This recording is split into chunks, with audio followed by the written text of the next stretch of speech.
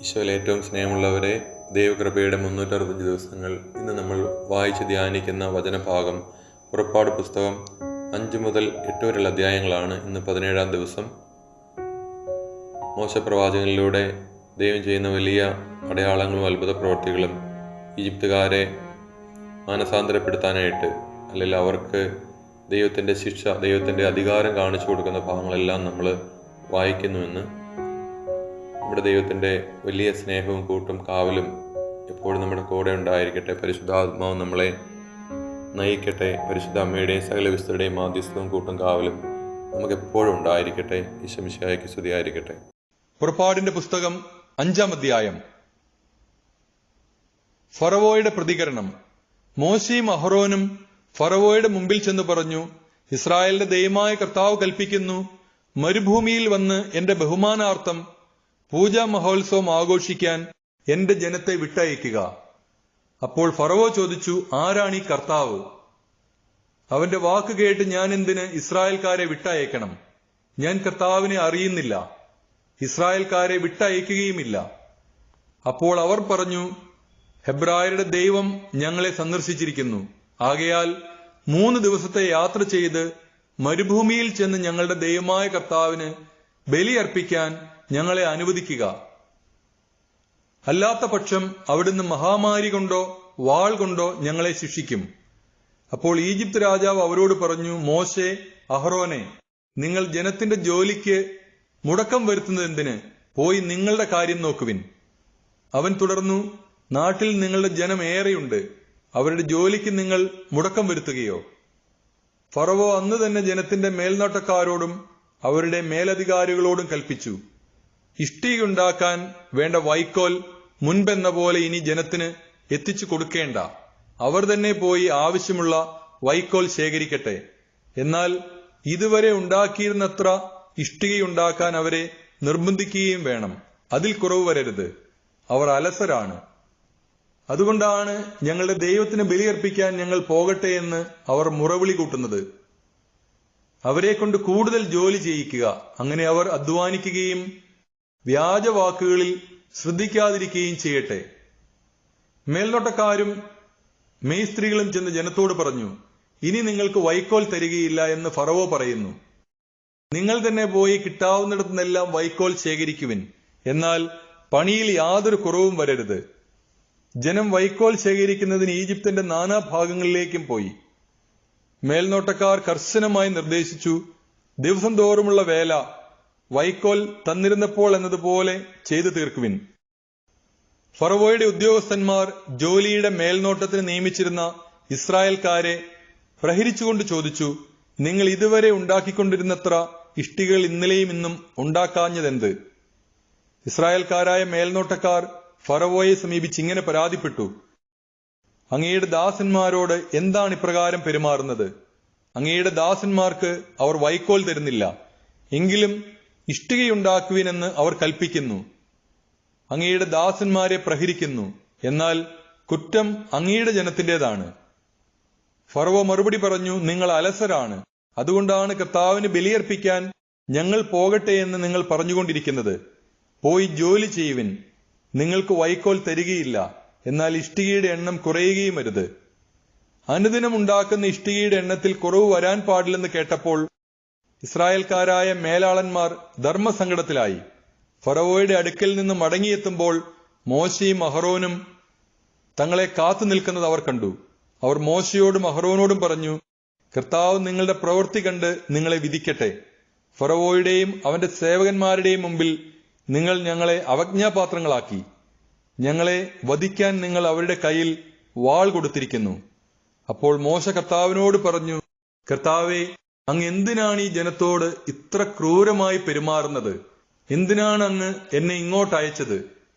ഞാൻ അങ്ങയുടെ നാമത്തിൽ ഫറവോയോട് സംസാരിക്കാൻ വന്നതു മുതൽ അവൻ ഈ ജനത്തെ കഷ്ടപ്പെടുത്തുകയാണ്. അങ്ങ് അങ്ങയുടെ ജനത്തെ മോചിപ്പിക്കുന്നുമില്ല. പുറപ്പാടിന്റെ പുസ്തകം 6-ാം അധ്യായം. മോശയെ ധൈര്യപ്പെടുത്തുന്നു. കർത്താവ് മോശയോട് പറഞ്ഞു, ഞാൻ ഫറവോയോട് എന്ത് ചെയ്യുമെന്ന് നീ ഉടനെ കാണും. ശക്തമായ കരത്താൽ നിർബന്ധിതനായി അവൻ അവരെ വിട്ടയക്കും. അവരെ പുറന്തള്ളാതിരിക്കാൻ വയ്യാത്ത നില അവന് വന്നുകൂടും. അവിടുന്ന് തുടർന്നു, ഞാൻ കർത്താവാണ്. അബ്രാഹത്തിനും ഇസ്ഹാക്കിനും യാക്കോബിനും സർവശക്തനായ ദൈവമായി ഞാൻ പ്രത്യക്ഷപ്പെട്ടു. എന്നാൽ കർത്താവെന്ന നാമത്താൽ ഞാൻ എന്നെ അവർക്ക് വെളിപ്പെടുത്തിയില്ല. എങ്കിലും അവർ പരദേശികളായി പാർത്തിരുന്ന കാനാൻ ദേശം അവർക്ക് നൽകുമെന്ന് അവരുമായി ഞാൻ ഉടമ്പടി ചെയ്തിരുന്നു. ഈജിപ്തുകാർ അടിമകളാക്കിയിരുന്ന ഇസ്രായേൽ മക്കളുടെ ദീനരോദനം ഞാൻ കേട്ടു. എന്റെ ഉടമ്പടി ഞാൻ ഓർമ്മിക്കുകയും ചെയ്തു.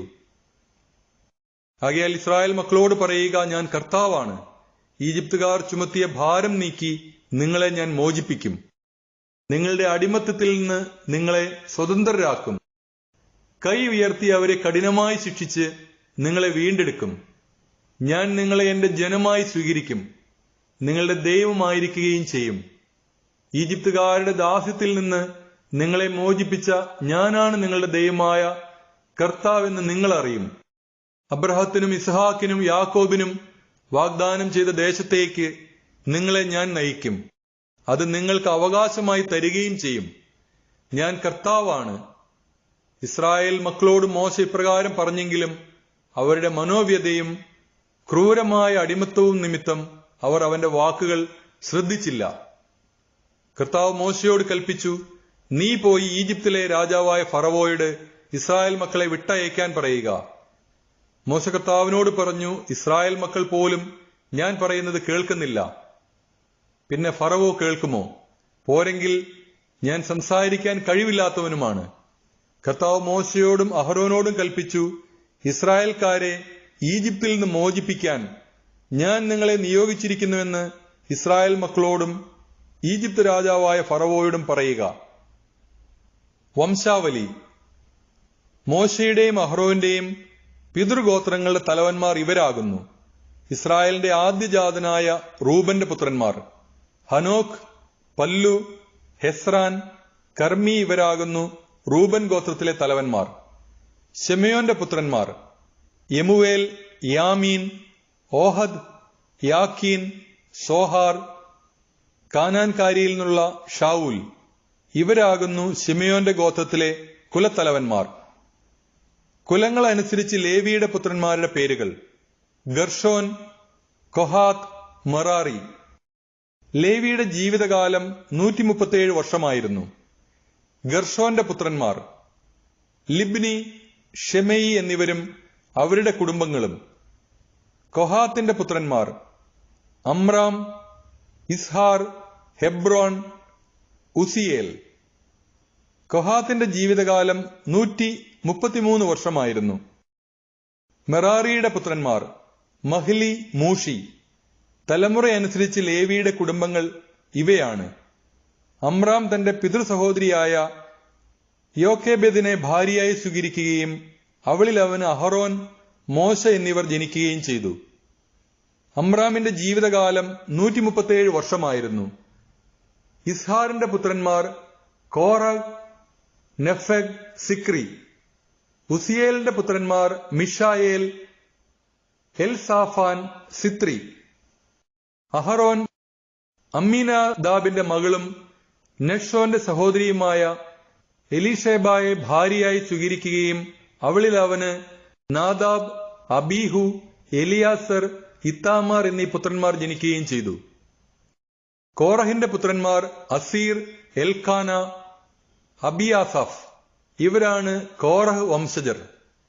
അഹ്റോന്റെ പുത്രനായ എലയാസർ പുത്തിയേലിന്റെ പുത്രിയെ ഭാര്യയായി സ്വീകരിക്കുകയും അവളിൽ അവന് ഫിനെഹാസ് എന്ന പുത്രൻ ജനിക്കുകയും ചെയ്തു. ഇവരാണ് ലേവി ഗോത്രത്തിലെ കുലത്തലവന്മാർ.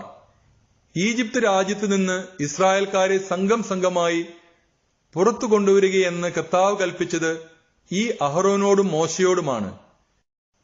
ഇസ്രായേൽക്കാരെ ഈജിപ്തിൽ നിന്ന് പുറത്തു കൊണ്ടുവരാൻ വേണ്ടി ഈജിപ്തിലെ രാജാവായ ഫറവോയോട് സംസാരിച്ചത് ഇവരാണ്.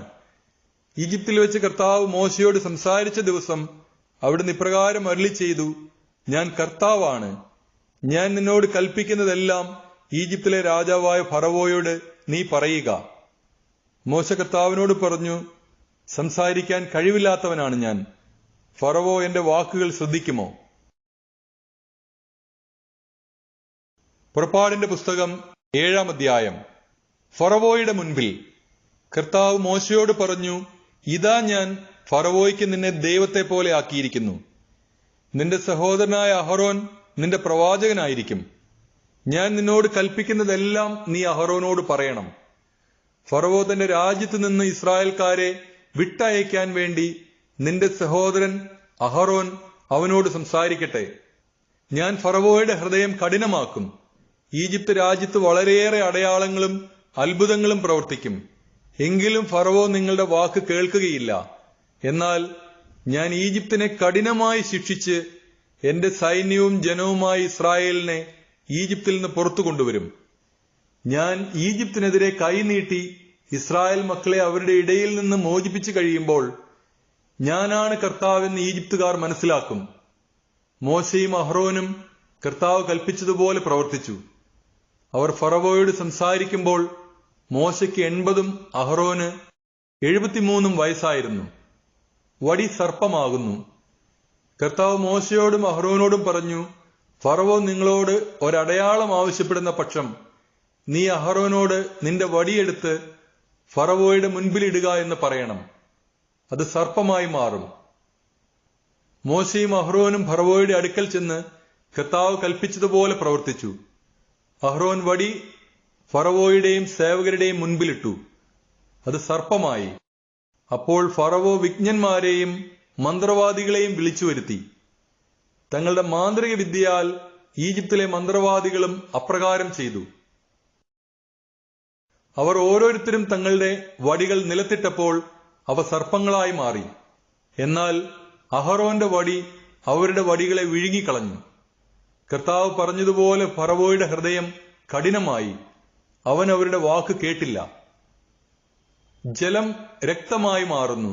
കർത്താവ് മോശയോട് പറഞ്ഞു, ഫറവോ കഠിനഹൃദയനായി തീർന്നിരിക്കുന്നു. അവൻ ജനത്തെ വിട്ടയക്കാൻ വിസമ്മതിക്കുന്നു. രാവിലെ നീ ഫറവോയുടെ അടുത്തേക്ക് പോവുക. അവൻ നദിയിലേക്ക് ഇറങ്ങി വരുമ്പോൾ നീ നദീതീരത്ത് അവനെ കാത്തു നിൽക്കണം. സർപ്പമായ വടിയും കയ്യിലെടുത്തുകൊള്ളുക. നീ അവനോട് പറയണം, ഹെബ്രായരുടെ ദൈവമായ കർത്താവ് എന്നെ നിന്റെ അടുത്തേക്ക് അയച്ചത് മരുഭൂമിയിൽ എന്നെ ആരാധിക്കാൻ എന്റെ ജനത്തെ അയക്കുക എന്ന് ആവശ്യപ്പെടാനാണ്. എന്നാൽ നീ ഇതുവരെ അത് അനുസരിച്ചില്ല.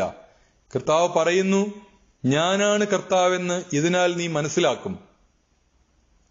ഇതാ എന്റെ കയ്യിലുള്ള വടികൊണ്ട് ഞാൻ നൈലിലെ ജലത്തിന്മേൽ അടിക്കും. ജലം രക്തമായി മാറും. നദിയിലെ മത്സ്യങ്ങൾ ചത്തുപോകും. നദി ദുർഗന്ധം വമിക്കും. നദിയിൽ നിന്ന് വെള്ളം കുടിക്കാൻ ഈജിപ്തുകാർക്ക് കഴിയാതെ വരും. കർത്താവ് മോശയോട് ആജ്ഞാപിച്ചു, അഹ്റോനോട് പറയുക, നീ വടി കയ്യിലെടുത്ത് നിന്റെ കൈ ഈജിപ്തിലെ ജലത്തിന്മേൽ, അവിടുത്തെ നദികളുടെയും അരുവികളുടെയും കയങ്ങളുടെയും കുളങ്ങളുടെയും മേൽ നീട്ടുക. ജലം രക്തമായി മാറും. ഈജിപ്തിലെങ്ങും മരപാത്രങ്ങളിലും കൽപാത്രങ്ങളിൽ പോലും രക്തം കാണപ്പെടും. കർത്താവ് കൽപ്പിച്ചതുപോലെ മോശയും അഹ്റോനും പ്രവർത്തിച്ചു. ഫറവോയുടെയും അവന്റെ സേവകരുടെയും മുമ്പിൽ വെച്ച് അവൻ വടി ഉയർത്തി നദീജലത്തിന്മേൽ അടിച്ചു. നദിയിലുണ്ടായിരുന്ന ജലമെല്ലാം രക്തമായി മാറി. നദിയിലെ മത്സ്യമെല്ലാം ചത്തൊടുങ്ങി. നദി ദുർഗന്ധം വമിച്ചു. ഈജിപ്തുകാർക്ക് നദിയിൽ നിന്ന് വെള്ളം കുടിക്കാൻ കഴിഞ്ഞില്ല. ഈജിപ്തിലെങ്ങും രക്തം കാണപ്പെട്ടു. ഈജിപ്തിലെ മന്ത്രവാദികളും തങ്ങളുടെ മാന്ത്രിക വിദ്യയാൽ അപ്രകാരം ചെയ്തു. കർത്താവ് പറഞ്ഞതുപോലെ ഫറവോ കൂടുതൽ കഠിനഹൃദയനായി. അവൻ അവരുടെ വാക്ക് കേട്ടുമില്ല. ഫറവോ തന്റെ കൊട്ടാരത്തിലേക്ക് മടങ്ങിപ്പോയി. ഇക്കാര്യം അവൻ ഗവനിച്ചില്ല. നദീജലം കുടിക്കുക അസാധ്യമായി തീർന്നപ്പോൾ ഈജിപ്തുകാർ കുടിക്കാൻ വെള്ളത്തിനു വേണ്ടി നദീതീരത്ത് കുളങ്ങളുണ്ടാക്കി. കർത്താവ് നദിയെ പ്രഹരിച്ചിട്ട് 7 ദിവസം കഴിഞ്ഞു. പുറപ്പാടിന്റെ പുസ്തകം 8-ാം അധ്യായം. തവളകൾ വ്യാപിക്കുന്നു. കർത്താവ് മോശയോട് അരുളി ചെയ്തു, ഫറവോയുടെ അടുക്കൽ ചെന്ന് പറയുക, കർത്താവ് കൽപ്പിക്കുന്നു, എന്നെ ആരാധിക്കാനായി എന്റെ ജനത്തെ വിട്ടയക്കുക. അവരെ വിട്ടയക്കാൻ നീ വിസമ്മതിച്ചാൽ തവളകളെ അയച്ച് ഞാൻ നിന്റെ രാജ്യത്തെ പീഡിപ്പിക്കും. നദിയിൽ തവളകൾ പെരുകും. നിന്റെ മന്ദിരത്തിലും ശയനമുറിയിലും കിടക്കയിലും നിന്റെ സേവകരുടെയും ജനങ്ങളുടെയും ഭവനങ്ങളിലും അടുപ്പുകളിലും മാവ് കുഴയ്ക്കുന്ന പാത്രങ്ങളിലും അവ കയറിപ്പറ്റും. നിന്റെയും ജനത്തിന്റെയും സേവകരുടെയും മേൽ അവ പറന്നു കയറും. കർത്താവ് മോശയോട് കൽപ്പിച്ചു, അഹ്റോനോട് പറയുക, നിന്റെ വടി കയ്യിലെടുത്ത് നദികളുടെയും തോടുകളുടെയും കുളങ്ങളുടെയും മേൽ നീട്ടി ഈജിപ്ത് മുഴുവൻ തവളകളെ കൊണ്ട് നിറയ്ക്കുക. അഹ്റോൻ ഈജിപ്തിലെ ജലാശയങ്ങളുടെ മേൽ കൈ നീട്ടി തവളകളെക്കൊണ്ട് ഈജിപ്ത് ദേശം മുഴുവൻ നിറഞ്ഞു. മന്ത്രവാദികളും തങ്ങളുടെ മാന്ത്രിക വിദ്യയാൽ ഈജിപ്തിലേക്ക് തവളകളെ വരുത്തി.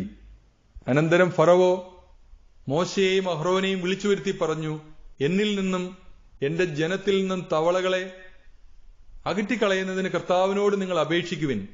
കർത്താവിന് ബലിയർപ്പിക്കാനായി ജനത്തെ ഞാൻ വിട്ടയക്കാം. മോശ ഫറവോയോട് പറഞ്ഞു, തവളകളെ നിന്നിൽ നിന്നും നിങ്ങളുടെ ഭവനങ്ങളിൽ നിന്നും അകറ്റി നദിയിൽ മാത്രം ഒതുക്കി നിർത്തുന്നതിനായി നിനക്കും സേവകർക്കും ജനത്തിനും വേണ്ടി ഞാൻ എപ്പോഴാണ് പ്രാർത്ഥിക്കേണ്ടതെന്ന് അറിയിക്കുക. ഫറവോ പറഞ്ഞു, നാളെ. മോശ തുടർന്നു, അങ്ങനെ ആകട്ടെ. ഞങ്ങളുടെ ദൈവമായ കർത്താവിന് തുല്യനായി മറ്റാരുമില്ലെന്ന് അങ്ങനെ നീ ഗ്രഹിക്കും. തവളകൾ നിന്നിൽ നിന്നും വീടുകളിൽ നിന്നും സേവകരിൽ നിന്നും ജനത്തിൽ നിന്നും അകന്ന് നദിയിൽ മാത്രം ഒതുങ്ങി നിൽക്കും. മോശയും അഹ്റോനും ഫറവോയുടെ അടുത്തുനിന്ന് പോയി. തവളകളെക്കുറിച്ച് താൻ ഫറവോയോട് പറഞ്ഞതുപോലെ മോശ കർത്താവിനോട് അപേക്ഷിച്ചു. മോശ അപേക്ഷിച്ചതുപോലെ കർത്താവ് പ്രവർത്തിച്ചു. വീടുകളിലും അങ്കണങ്ങളിലും വയലുകളിലും ഉണ്ടായിരുന്ന തവളകൾ ചത്തൊടുങ്ങി. അവർ അവയെ വലിയ കൂനകളായി കൂട്ടി. നാട്ടിൽ ദുർഗന്ധം വ്യാപിച്ചു. സ്വൈര്യം ലഭിച്ചെന്ന് കണ്ടപ്പോൾ കർത്താവ് പറഞ്ഞതുപോലെ ഫറവോയുടെ ഹൃദയം കഠിനമായി. അവൻ അവരുടെ വാക്ക് ശ്രദ്ധിച്ചില്ല. പേൻ പെരുകുന്നു. കർത്താവ് മോശയോട് പറഞ്ഞു, നീ അഹ്റോനോട് പറയുക, നിന്റെ വടികൊണ്ട് നിലത്തെ പൂഴിയിൽ അടിക്കുക. അപ്പോൾ അത് പേനായി തീർന്ന് ഈജിപ്ത് മുഴുവൻ വ്യാപിക്കും. അവൻ അപ്രകാരം ചെയ്തു. അഹ്റോൻ വടിയെടുത്ത് കൈ നീട്ടി നിലത്തെ പൂഴിയിലടിച്ചു. ഉടനെ മനുഷ്യരുടെയും മൃഗങ്ങളുടെയും മേൽ പേൻ നിറഞ്ഞു. ഈജിപ്തിലെ പൂഴി മുഴുവൻ പേനായി തീർന്നു. മന്ത്രവാദികളും തങ്ങളുടെ മാന്ത്രിക വിദ്യയാൽ പേൻ പുറപ്പെടുവിക്കാൻ ശ്രമിച്ചു, എന്നാൽ സാധിച്ചില്ല. മനുഷ്യരുടെയും മൃഗങ്ങളുടെയും മേൽ പേൻ നിറഞ്ഞു നിന്നു. അപ്പോൾ മന്ത്രവാദികൾ ഫറവോയോട് പറഞ്ഞു, ഇവിടെ ദൈവകരം പ്രവർത്തിക്കുന്നു. എങ്കിലും കർത്താവ് മുൻകൂട്ടി അറിയിച്ചതുപോലെ ഫറവോ കഠിനഹൃദയനായി നിലകൊണ്ടു. അവൻ അവരുടെ വാക്ക് ശ്രദ്ധിച്ചില്ല. ഈച്ചകൾ വർദ്ധിക്കുന്നു. കർത്താവ് മോശയോട് അരുളി ചെയ്തു, നീ അതിരാവിലെ എഴുന്നേറ്റ് ഫറവോ നദിയിലേക്ക് വരുമ്പോൾ അവന്റെ വഴിയിൽ കാത്തുനിന്ന് അവനോട് പറയണം, കർത്താവ് ഇപ്രകാരം പറയുന്നു, എന്നെ ആരാധിക്കാനായി എന്റെ ജനത്തെ വിട്ടയക്കുക. എന്റെ ജനത്തെ വിട്ടയക്കാത്ത പക്ഷം നിന്റെയും സേവകരുടെയും ജനത്തിന്റെയും മേൽ ഞാൻ ഈച്ചകളെ അയക്കും. അങ്ങനെ ഈജിപ്തുകാരുടെ ഭവനങ്ങൾ ഈച്ചകളെ കൊണ്ട് നിറയും. അവർ നിൽക്കുന്ന സ്ഥലം പോലും ഈച്ചക്കൂട്ടങ്ങൾ പൊതിയും. എന്നാൽ എന്റെ ജനം വസിക്കുന്ന ഗോഷേൻ പ്രദേശത്തെ ഞാൻ ഒഴിച്ചു നിർത്തും. അവിടെ ഈച്ചകൾ ഉണ്ടായിരിക്കുകയില്ല. അങ്ങനെ ഭൂമിയിൽ ഞാനാണ് കർത്താവെന്ന് നീ ഗ്രഹിക്കും. എന്റെ ജനത്തെ നിന്റെ ജനത്തിൽ നിന്ന് ഞാൻ വേർതിരിക്കും. ഈ അടയാളം നാളെ തന്നെ കാണപ്പെടും. കർത്താവ് അപ്രകാരം പ്രവർത്തിച്ചു. ഫറവോയുടെയും സേവകരുടെയും ഭവനങ്ങൾ മാത്രമല്ല, ഈജിപ്ത് രാജ്യം മുഴുവൻ ഈച്ചകളുടെ കൂട്ടം കൊണ്ട് നിറഞ്ഞു. ഈച്ചകൾ മൂലം നാട് നശിച്ചു തുടങ്ങി. അപ്പോൾ ഫറവോ മോശയെയും അഹ്റോനെയും വിളിച്ചു പറഞ്ഞു, നിങ്ങൾ പോയി ഈ രാജ്യത്തിനുള്ളിൽ എവിടെയെങ്കിലും നിങ്ങളുടെ ദൈവത്തിന് ബലിയർപ്പിച്ചുകൊള്ളുവിൻ. മോശ പറഞ്ഞു, അങ്ങനെ ചെയ്യുന്നത് ശരിയല്ല. കാരണം ഈജിപ്തുകാർക്ക് അരോചകമായ വസ്തുക്കളാണ് ഞങ്ങളുടെ ദൈവമായ കർത്താവിന് ഞങ്ങൾ ബലിയർപ്പിക്കുന്നത്. തങ്ങൾക്ക് അരോചകമായ വസ്തുക്കൾ അവർ കാണുകെ ബലിയർപ്പിക്കുകയാണെങ്കിൽ അവർ ഞങ്ങളെ കല്ലെറിയുകയില്ലേ? കർത്താവിന്റെ കൽപ്പനയനുസരിച്ച് ഞങ്ങൾ 3 ദിവസത്തെ യാത്ര ചെയ്ത് മരുഭൂമിയിൽ വെച്ച് ഞങ്ങളുടെ ദൈവമായ കർത്താവിന് ബലിയർപ്പിക്കട്ടെ. അപ്പോൾ ഫറവോ പറഞ്ഞു, നിങ്ങളുടെ ദൈവമായ കർത്താവിന് മരുഭൂമിയിൽ ബലിയർപ്പിക്കാൻ ഞാൻ നിങ്ങളെ വിട്ടയക്കാം. എന്നാൽ നിങ്ങൾ വളരെ അകലെ പോകരുത്. എനിക്ക് വേണ്ടി നിങ്ങൾ പ്രാർത്ഥിക്കുകയും വേണം. മോശ ഫറവോയോട് പറഞ്ഞു, ഞാൻ ഉടനെ നിന്നെ വിട്ടു പോവുകയാണ്. ഫറവോയിൽ നിന്നും സേവകരിൽ നിന്നും ജനത്തിൽ നിന്നും ഈച്ചകൾ നാളെ തന്നെ അകന്നു പോകണമെന്ന് ഞാൻ കർത്താവിനോട് പ്രാർത്ഥിക്കും. കർത്താവിന് ബലിയർപ്പിക്കാൻ വേണ്ടി ജനങ്ങളെ വിട്ടയക്കാതെ വീണ്ടും വഞ്ചനാപരമായി പെരുമാറാതിരുന്നാൽ മതി. മോശ ഫറവോയുടെ അടുക്കൽ നിന്ന് പോയി കർത്താവിനോട് പ്രാർത്ഥിച്ചു. കർത്താവ് മോശയുടെ അപേക്ഷ അനുസരിച്ച് പ്രവർത്തിച്ചു. ഫറവോയിൽ നിന്നും സേവകരിൽ നിന്നും ജനത്തിൽ നിന്നും ഈച്ചകളെ അകറ്റി, ഒന്നുപോലും അവശേഷിച്ചില്ല. എന്നാൽ ഫറവോ ഇപ്രാവശ്യവും ഹൃദയം കഠിനമാക്കി, അവൻ ജനത്തെ വിട്ടയച്ചില്ല.